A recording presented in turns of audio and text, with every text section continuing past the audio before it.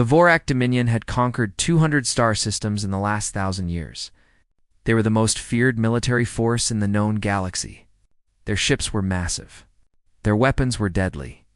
Their soldiers knew nothing but victory. Admiral Krell stood on the bridge of his flagship, Iron Conquest, and looked at the small blue planet on his screen. Earth, home to a species called humans. They had only discovered faster-than-light travel 50 years ago. By galactic standards, they were babies. Infants who had barely learned to walk among the stars. Admiral, his second officer, said, "Our scouts report that Earth has approximately 40 combat vessels. All of them are at least 2 generations behind our technology." Krell laughed. It was a cold, harsh sound. 40 ships against 3,000. This will not be a war. This will be a lesson. The Vorak had chosen Earth for a simple reason. The planet sat at the edge of a resource-rich sector. Taking it would give them control of mining rights worth trillions. The humans would either surrender and become slaves, or they would die. Krell did not care which option they chose. Far across the galaxy, in the great halls of the Galaxy Council, Ambassador Una of Earth stood before the 12 elder species. She was a small woman with dark hair and calm eyes. She wore the simple gray uniform of Earth's diplomatic corps. She looked tiny compared to the massive alien counselors who surrounded her. "Honorable members of the council," she said, her voice steady. "The Vorak Dominion has declared war on Earth. Their fleet of 3,000. Warships will arrive in our system within 2 weeks. We are asking for your help." The council chamber was silent. The 12 elder species had ruled the galaxy for 10,000 years. They had created the laws that governed interstellar relations. They had the power to stop wars with a single vote. Counselor Brell of the Nethani leaned forward. He was a tall creature with silver skin and 4 arms. His species was known for their wisdom and their careful neutrality. "Ambassador Una, we understand your concern. However, the Accord of Neutrality prevents us from interfering in territorial disputes between member species." "With respect," Counselor Una replied, "this is not a territorial dispute. This is an invasion. The Vorak have not claimed any legal right to our space. They simply want to take it." "That may be true," Counselor Mevith of the Dran said. He was an ancient creature, his body covered in thick scales. "But the Vorak are a level 9 civilization. Your species is rated at level 4. Even if we wish to help, the outcome would be the same. You cannot defeat them." Una felt anger rise in her chest, but she kept her face calm. She had been a diplomat for 20 years. She knew how to control her emotions. "So you will do nothing? You will watch while millions of my people die." Brell spread his 4 hands in a gesture of helplessness. "We are truly sorry, Ambassador, but the Accord exists for a reason. If we interfere in every conflict, we would be at war constantly. The galaxy would burn." "The galaxy will burn anyway," Una said quietly. "Just not your part of it." She gathered her documents from the podium. The counselors watched her with expressions that mixed pity with something else. Relief, perhaps. Relief that it was not their worlds facing the Vorak fleet. As she walked toward the exit, Counselor Brell called out to her. "Ambassador, what will your people do? Will you surrender? Perhaps we can negotiate terms that would spare civilian lives." Una stopped. She turned back to face the council. 12 of the most powerful beings in the galaxy looked down at her. They expected tears. They expected begging. They expected the fear that every other small species had shown when facing destruction. Instead, Una smiled. It was a small smile, cold and hard like steel. "Then we will handle it ourselves," she said. The counselors exchanged glances. A few of them chuckled softly.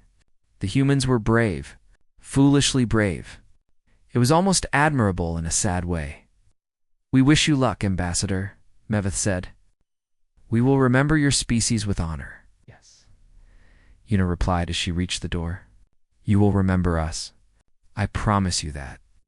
She left the chamber. The great doors closed behind her with a heavy sound. On Earth, the news of the Council's decision spread quickly. There would be no help from the elder species. Humanity stood alone against the most powerful military force in the galaxy, President Park addressed the planet from the United Nations building. His face was calm, his voice steady. "My fellow humans," he said, "we have been told that we cannot win. We have been told that we are too small, too young, too weak. The galaxy has abandoned us." Paused. Billions of people watched on screens across the world. "They're wrong," he continued. "We have fought each other for 10,000 years. We have survived ice ages and plagues and wars that killed millions. We did not survive all of that to die now. Not like this. Not without a fight." In military bases around the world, soldiers prepared for battle. In secret facilities hidden deep underground, scientists worked on weapons that the galaxy did not know existed. In orbit, ships that had been disguised as cargo vessels began to reveal their true nature. General Tay stood in the command center of Earth's United Defense Command. Screens surrounded him, showing troop movements, ship positions, and countdown timers. He was an old soldier with gray hair and scars on his face. He had fought in 3 wars before humans ever left Earth. "Long until they arrive?" he asked. 12 days, sir," his aide replied. Tay nodded slowly. "Then we have 12 days to prepare the biggest surprise this galaxy has ever seen." Across the Sol system, humanity began to move. They did not panic. They did not run.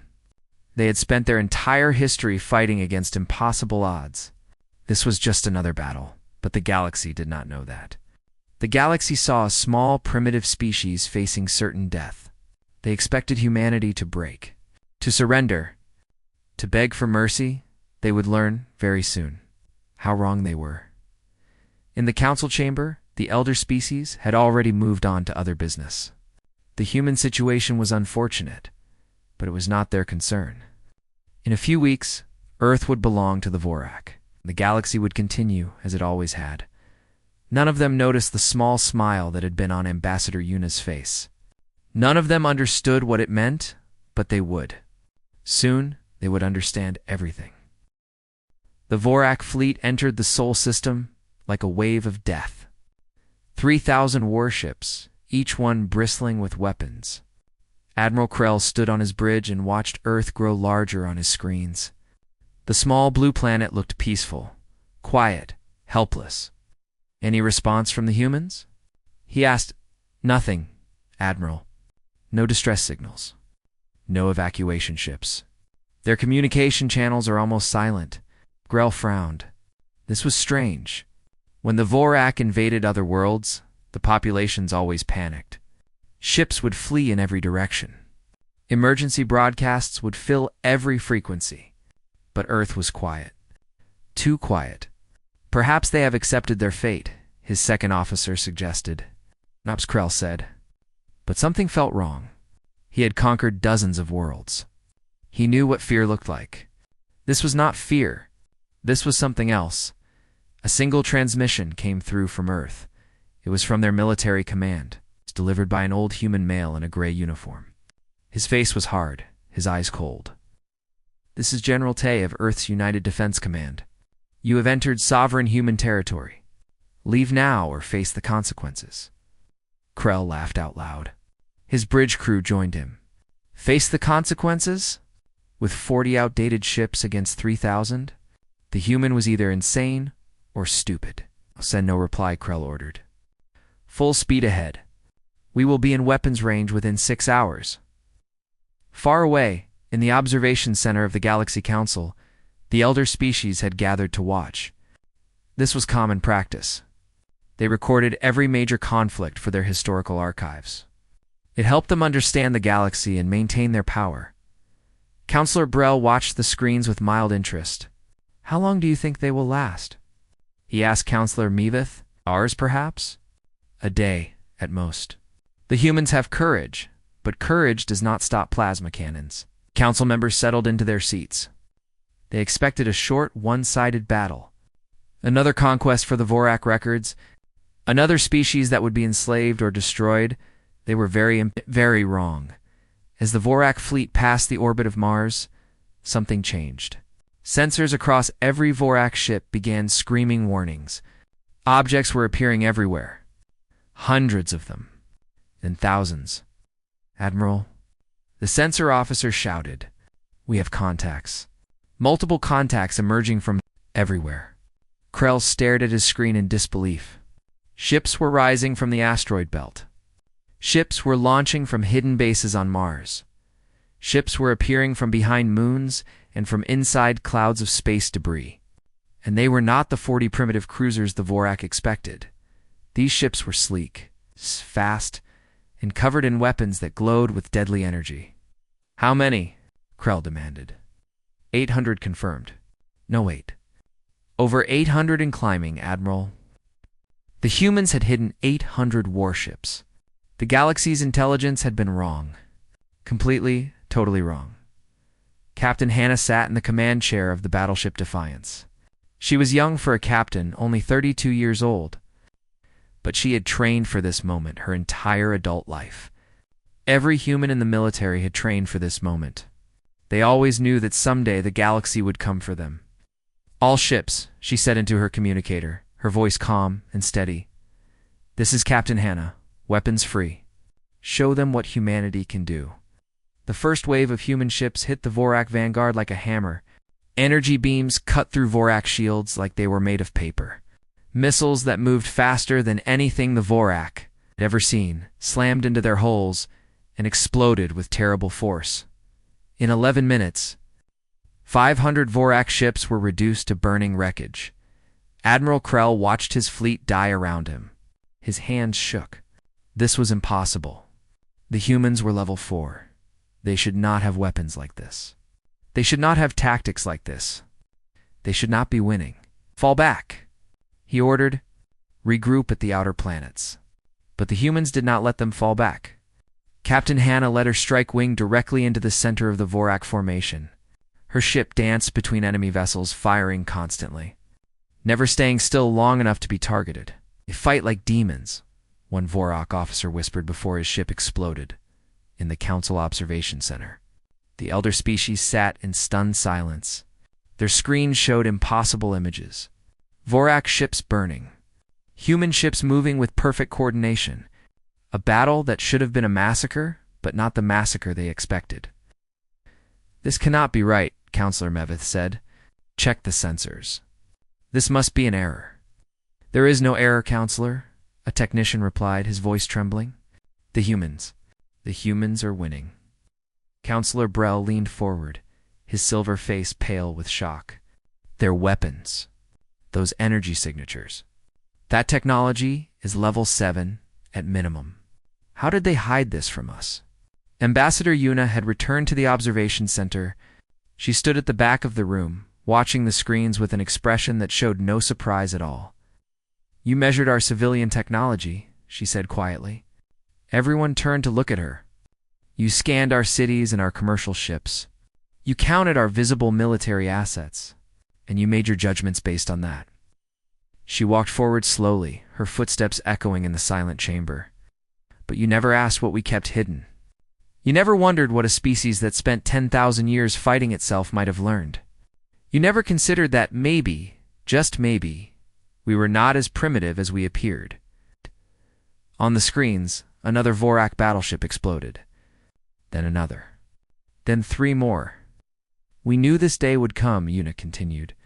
"We knew that eventually someone would try to take our world. So we prepared quietly, secretly. While the galaxy laughed at the foolish young humans, we built ships in hidden factories. We developed weapons in underground laboratories.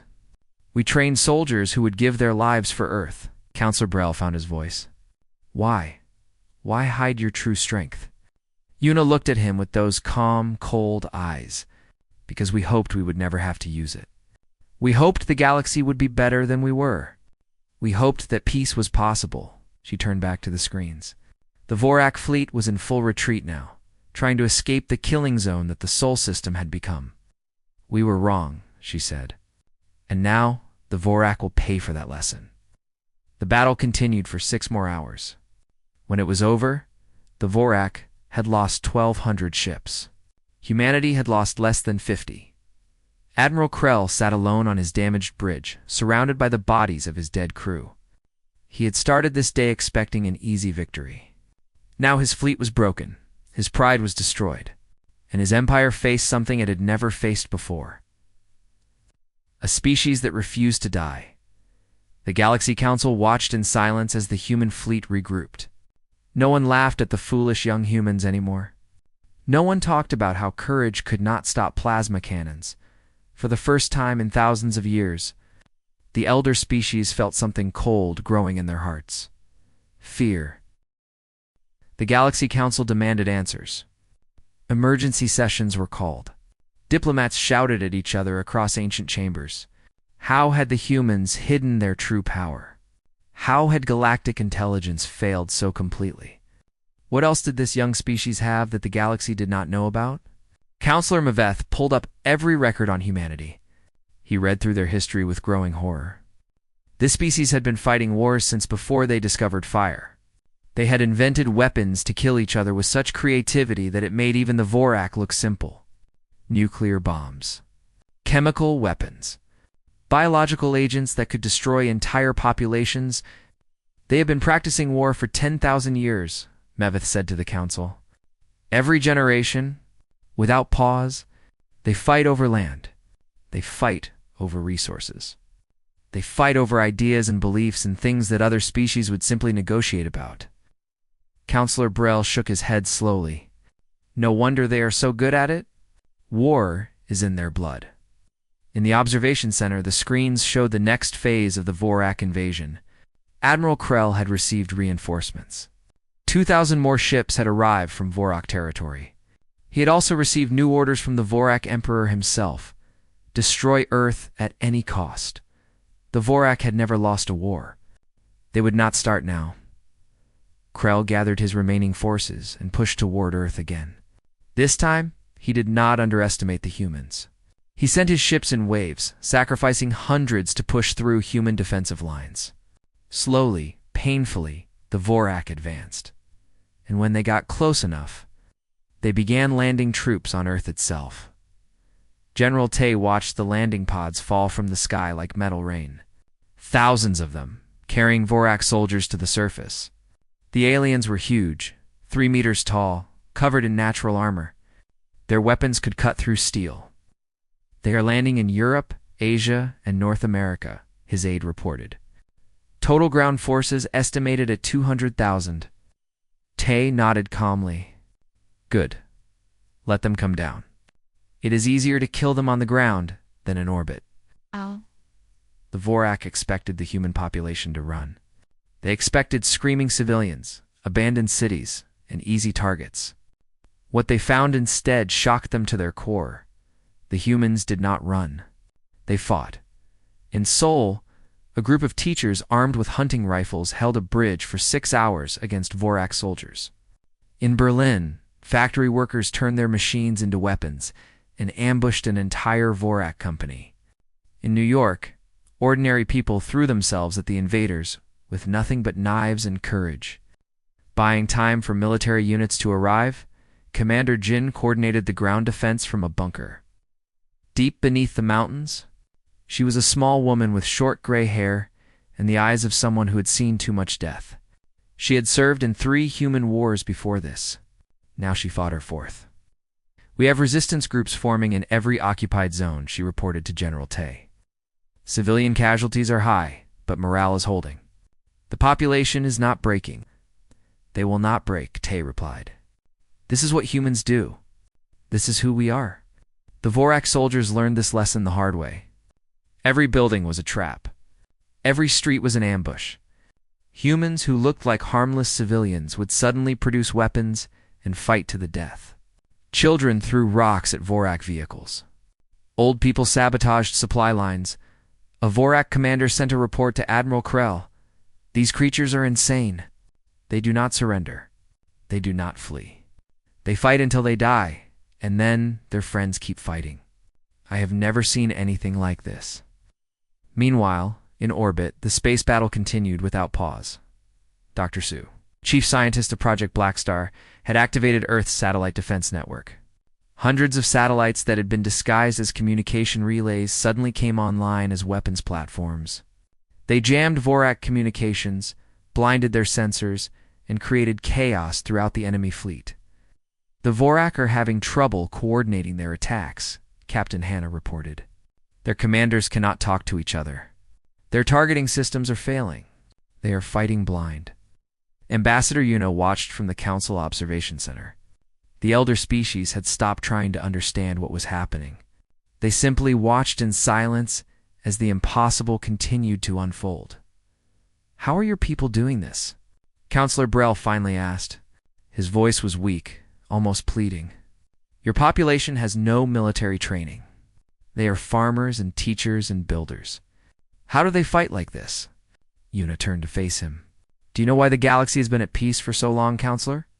It is because your species learned to cooperate millions of years ago. You evolved in safe environments. You developed technology to solve your problems. You never needed to fight for survival the way we did, she gestured at the screens. Where a group of human farmers was overwhelming a Vorak patrol with nothing but farming tools and determination, humanity grew up on a world that was trying to kill us.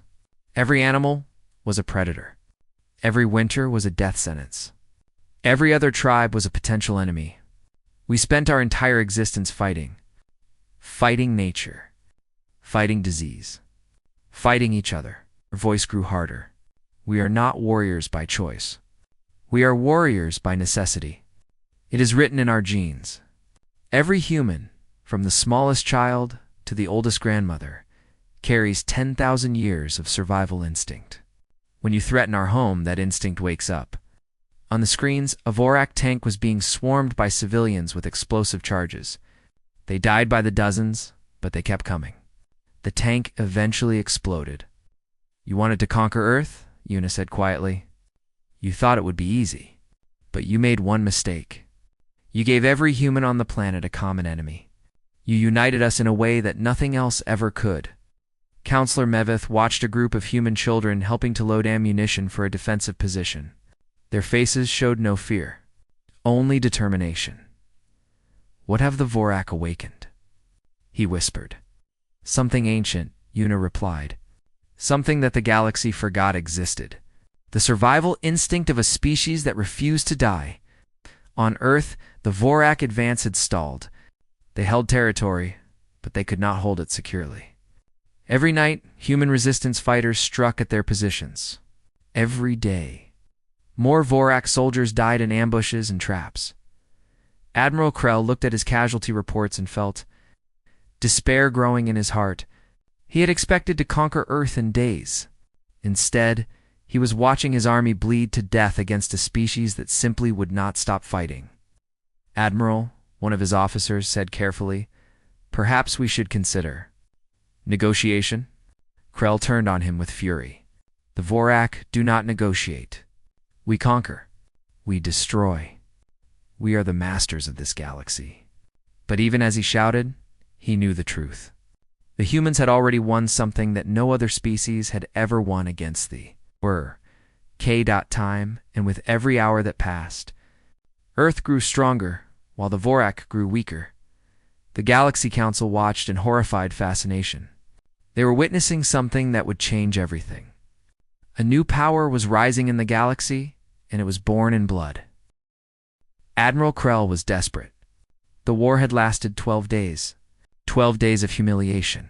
12 days of watching his proud fleet being torn apart by a species that should have surrendered in the first hour. The Vorak Emperor had sent 3 messages demanding victory. Each message was angrier than the last. Krell needed to break the humans. He needed to make them feel despair. He needed to show them that resistance was pointless, so he made a decision that would change everything. Target the city called Busan, he ordered. Full, orbital bombardment. Leave nothing standing. His officers hesitated. Admiral Busan is a civilian population center. There are no military targets there. Destroying it would violate every rule of warfare. The rules of warfare do not apply to primitives, Krell snapped. We will teach them what happens when they resist the Vorak. We will burn their cities until they beg for mercy. The Vorak destroyer broke through Earth's defense grid at 0847 hours local time. It positioned itself directly above Busan, a beautiful coastal city of 4 million people. For 30 seconds, it charged its weapons. Then it fired. The bombardment lasted 2 minutes. When it was over, Busan was gone. 2 million people died in fire and destruction. Families were vaporized in their homes. Children were killed in their schools. Hospitals, temples, and parks were reduced to ash and melted stone. The news spread across Earth in seconds. Every screen showed the smoking crater where a city had once stood. Every human heard the number: 2 million dead. 2 million innocent people killed by an enemy that had no honor. Admiral Krell waited for the surrender. He was certain it would come. No species could endure such horror without breaking. He waited and waited. No surrender came. Instead, something else happened. Something that the Vorak did not expect. Something that the Galaxy Council watched with growing terror on their observation screens. Humanity stopped being afraid. Humanity became angry. General Tay appeared on every frequency in the Sol system. His face was like carved stone. Behind him, missile silos across Earth were opening simultaneously. The cameras showed dozens of them, then hundreds. "You wanted war," he said. His voice was cold and flat. "Now you have it." Project Exodus activated. These were missiles that humanity had claimed did not exist. Faster-than-light weapons that could cross the galaxy in hours. Not nuclear warheads designed to destroy planets. Something worse. Something smarter. 50 missiles launched from Earth. They vanished into FTL space before the Vorak could react. Their destination, the Vorak homeworld. Admiral Krell received the alert from his home system 30 minutes later. 50 human missiles had appeared in Vorak space. They had not attacked. They had not exploded. They had simply appeared, circled the Vorak capital city once, and then self-destructed harmlessly in orbit. The message was clear. We can reach your home. We can strike your families.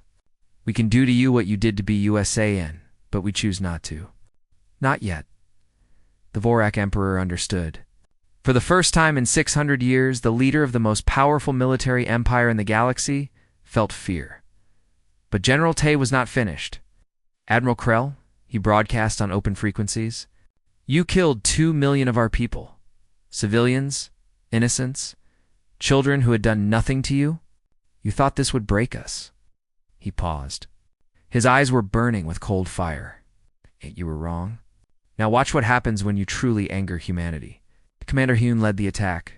She was 40 years old, a veteran pilot who had served in the Space Force for 20 years. She had volunteered for this mission, knowing she would not survive it. 17 pilots. 17 ships. Each one carrying enough antimatter to crack a moon. The Suicide Squadron hit the Vorak fleet at maximum speed. They did not try to dodge enemy fire. They did not try to survive. They flew straight into the heart of the Vorak formation. Aiming for the largest ships they could find, Commander Hyun's ship hit Admiral Krell's flagship at 3% the speed of light. The antimatter detonated on impact. The explosion consumed everything within 1,000 kilometers. The Iron Conquest vanished in a ball of white fire. 400 Vorak ships around it were destroyed in the blast. Admiral Krell died without understanding what had hit him. The Galaxy Council watched in absolute silence. The observation center was as quiet as a tomb. On their screens, The Vorak fleet that had entered Earth space with 5,000 ships, now numbered fewer than 800. 800 ships. Against a species that was still fighting, against a species that had just proven it could strike the Vorak homeworld, against a species that was willing to die in suicide attacks rather than surrender. Counselor. Brel turned to Ambassador Yuna. His silver face was pale, his forehands trembling. "What are you?" he whispered. "What kind of species does this?" Yuna looked at him with eyes that held no warmth. "We are humans," she said simply. "We are the species that crawled out of the mud and conquered our own planet. We are the species that survived ice ages and plagues and nuclear weapons pointed at our own cities. We are the species that refused to die, no matter how hard the universe tried to kill us." She pointed at the screens. "And now we are the species that will make the Vorak pay for every drop of blood they spilled on our world." The surviving Vorak commanders tried to retreat, but Captain Hannah's fleet was waiting for them. The human ships moved like wolves, hunting wounded prey. They cut off escape routes. They destroyed engines and weapons systems. They showed no mercy. "Do not let a single one escape," General Tay ordered. "They came to our home. They killed our children. They will not leave alive." On Earth, the civilian population did not celebrate. They did not cheer. They simply watched the battle with grim satisfaction. 2 million of their people were dead. Nothing would bring them back. But the enemy would pay. The enemy would always pay in underground bunkers around the world. Scientists were already working on the next generation of weapons. Engineers were designing new ships. Factories that had been hidden for decades were increasing production. Humanity was not just defending itself anymore. Humanity was preparing for something else. Revenge. Councilor. Mevith looked at the smoking remains of the Vorak fleet on his screens. He looked at the missiles that had reached the Vorak homeworld. He looked at the human ships that were still fighting with the same fury they had shown on the first day. "The galaxy will never be the same," he said quietly. "The Vorak awakened something they should have let sleep. And now, all of us will have to live with the consequences." Ambassador Una heard him. She did not disagree. The war was not over yet, but the outcome was no longer in doubt. Earth would survive, and the galaxy would learn to fear the species that lived there. The Vorak Dominion surrendered on the 18th day of the war. It was the first time in 600 years that the Vorak had lost a conflict. Their empire had conquered 200 star systems. They had destroyed civilizations that were older than humanity itself. They were supposed to be unbeatable, but they lost to Earth. They lost to a species that the galaxy had called primitive.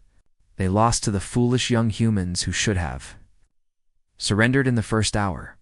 The surrender was broadcast across the entire galaxy. Every species, every world, every space station watched as the Vorak High Command signed the document that ended the war. Their faces showed shame and disbelief. They could not understand how this had happened. General Tay accepted the surrender. On behalf of Earth, he stood in the ruins of a building that had once been a government center in what used to be Busan. He chose this location deliberately. The Vorak would sign their defeat in the place where they had committed their greatest crime. The Vorak Dominion admits full responsibility for this unprovoked war. Tay read from the document. They will pay reparations to the families of all human casualties. They will surrender all technology used in the invasion, and they will never again enter human space without permission. The Vorak commander, who had replaced the dead Admiral Krell, signed the document with shaking hands. He did not look up. He could not meet the eyes of the humans around him. When it was done, General Tay looked at the cameras that were broadcasting to the galaxy. "Let this be a lesson," he said. "Earth is not a prize to be taken. Humanity is not a species to be conquered. We did not ask for this war. We did not want this war. But we won it. And we will win any war that anyone brings to our door." He paused and his eyes grew cold. Remembered that. The Galaxy Council called an emergency session.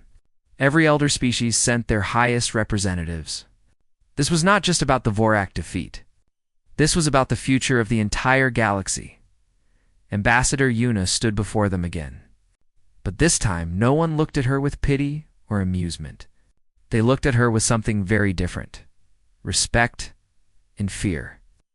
Ambassador Counselor Brell said carefully, "The Council wishes to express its admiration for humanity's defense of your world. What the Vorak did was wrong. We should have intervened." Una did not smile.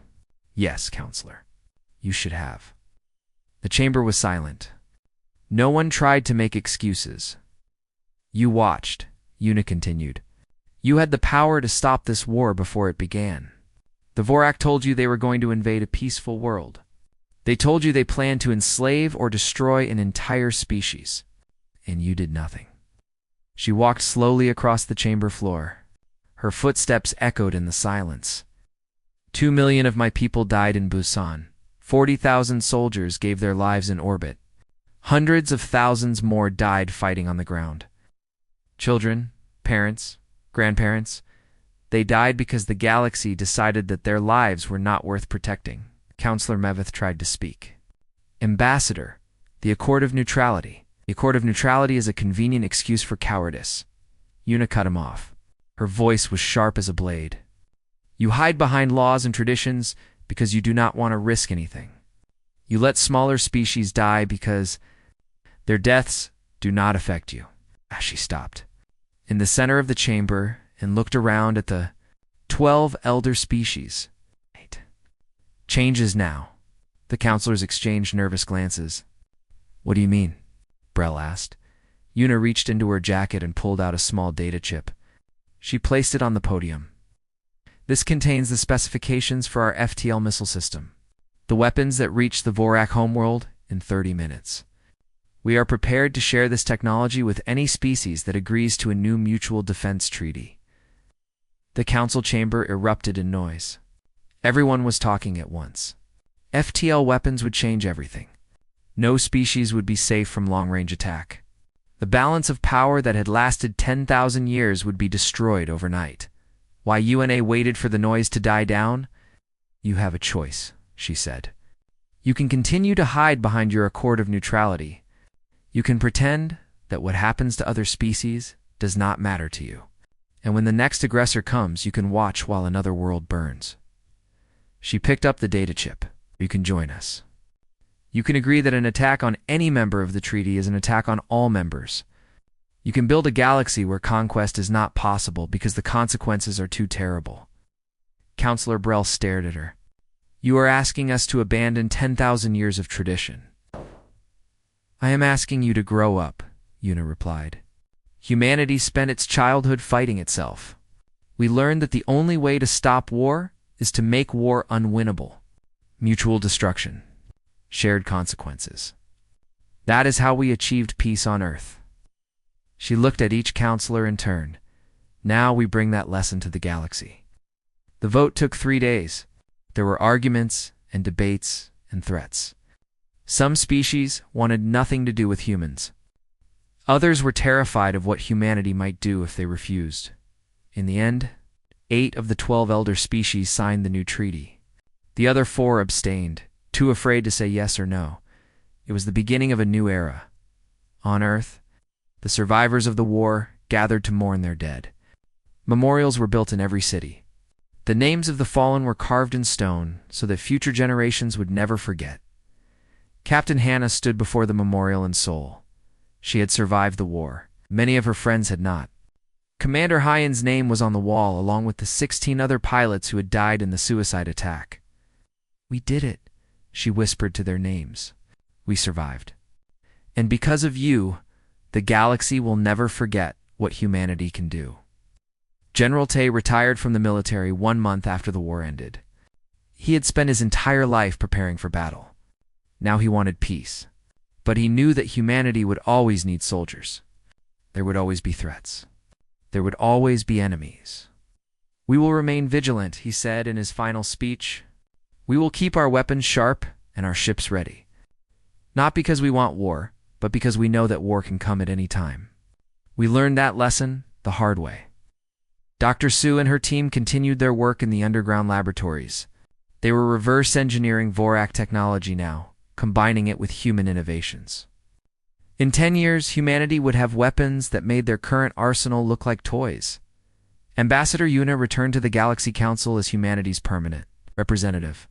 She was no longer a voice asking for help. She was a voice that commanded respect. "What happens now?" Counselor Mevith asked her after one session. "What do humans want?" Una considered the question carefully. "We want peace," she said.